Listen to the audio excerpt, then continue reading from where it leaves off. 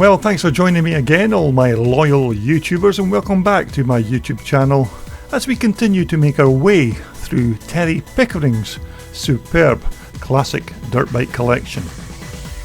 Now this time round we're going to check out Terry's 1979 Cotton EMX 250. So let's get right into it.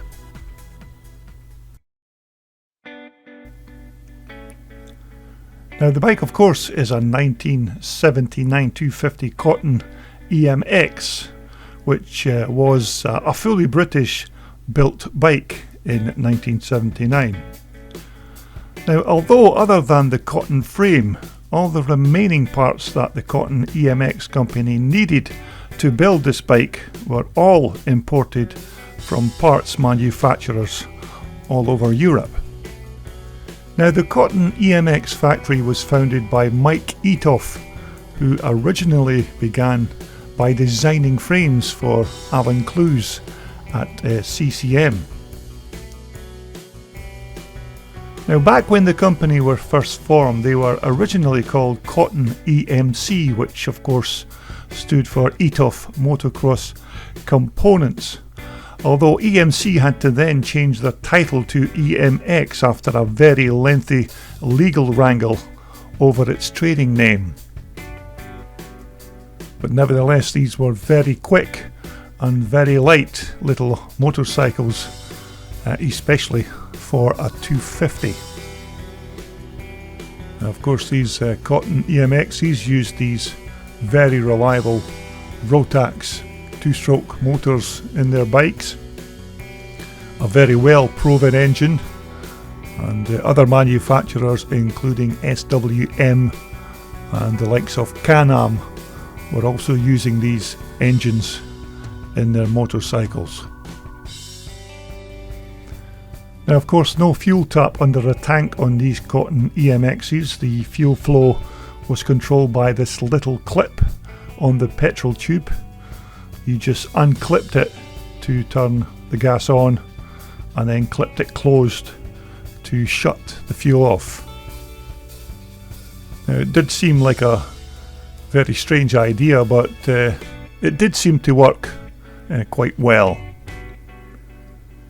Now, of course, these particular Rotax engines had the unique rotary disc valve intake system whereby the fuel is fed into the cylinder by a rotating disc mounted on the end of the crankshaft, rather, of course, than the conventional method of through the rear of the cylinder.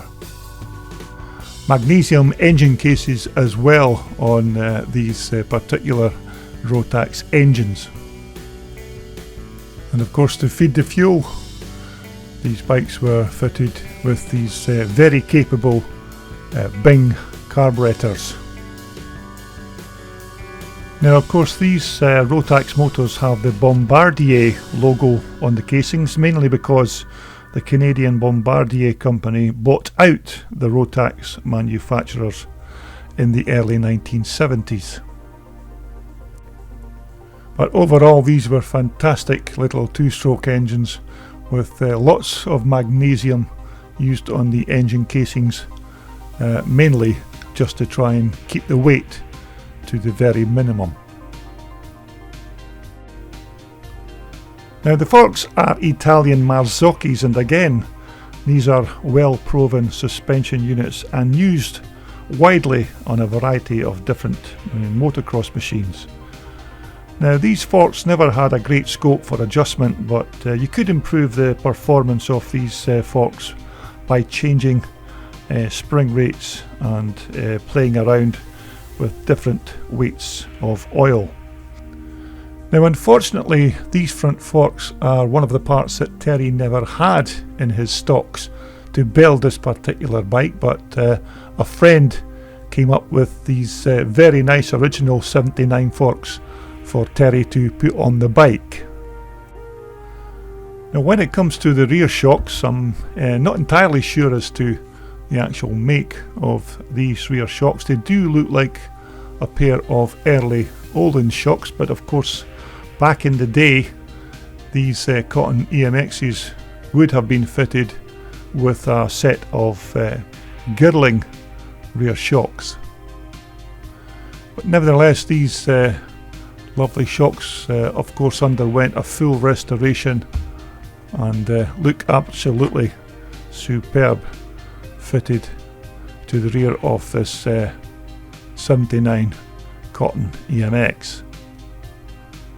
Now the front and rear wheels are of course Italian made Acront wheels, and yet again back in 1979 these would have been one of the parts that would have been sent to the Cotton factory for them to build the construction of the bike.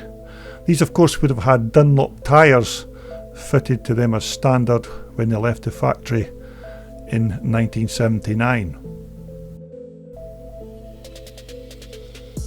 Now when Terry unearthed this Cotton EMX plastic tank from his Aladdin's cave of parts, he then discovered that the tank was actually split. Although with some delicate plastic welding, the tank was put back into service and looks absolutely stunning after its refurbishment.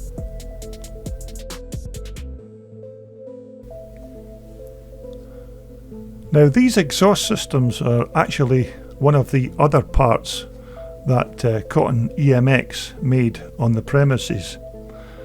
Now it's a very unique process to make these exhausts, whereby they manufacture a flat expansion chamber system and then they block off both ends and then use hydraulic pressure to expand the pipe into this cone shape.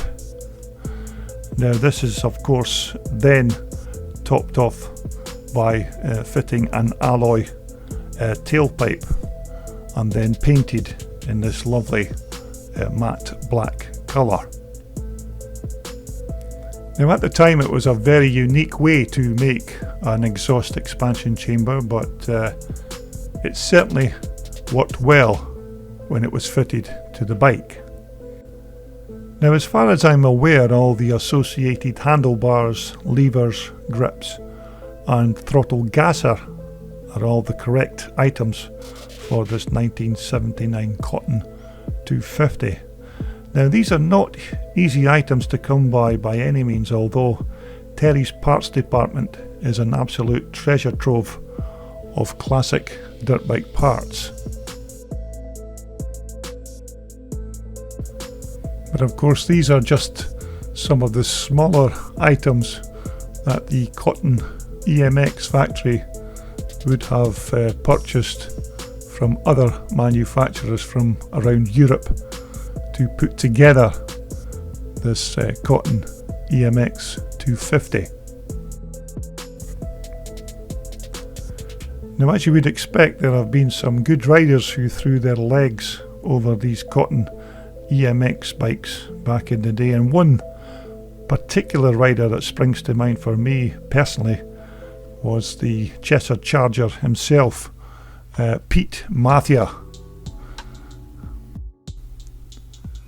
Now the seat again is another original item from 1979. As you can see, it looked like it was a very comfortable place to put your backside on, but then again motocross machines were never built so you could sit down during a racing moto. Now the front and rear mudguards are manufactured by Still Motor in Italy, who have been manufacturing motocross plastics since 1974. Now this bike was of course built by Terry himself. Now Terry normally delegates these bike restorations to his good friend Keith Ree, but in this particular instance Terry has put this project together himself and made an absolutely superb job of it. So there you have it, another classic dirt bike from the Terry Pickering collection. Now there are at least another 3 machines still to feature on my YouTube channel from Terry's collection coming in the next few weeks, so please make sure you subscribe in order not to miss them. So next up, it's a 1980 PE175 Suzuki from Terry's collection. So thanks again for watching, and we will speak again very soon. This video was brought to you in association with Wolfsport, the world's #1 supplier for all your off-road and leisure sportswear. Just visit their online website or give them a call for more details.